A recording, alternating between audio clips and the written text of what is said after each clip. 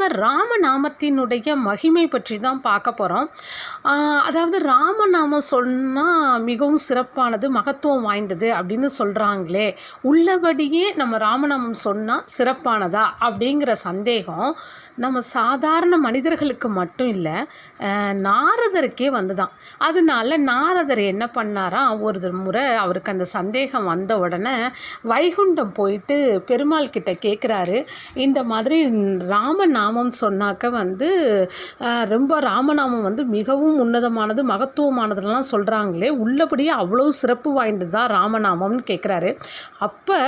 அப்போ விஷ்ணு சொல்கிறாராம், நீ பூலோகத்துக்கு போ, அங்கே அந்த ஒரு இடத்த காமிச்சு அந்த இலையில் ஒரு புழுவானது அசைஞ்சிட்டு இருந்ததான், அதை காமிச்சு அதோட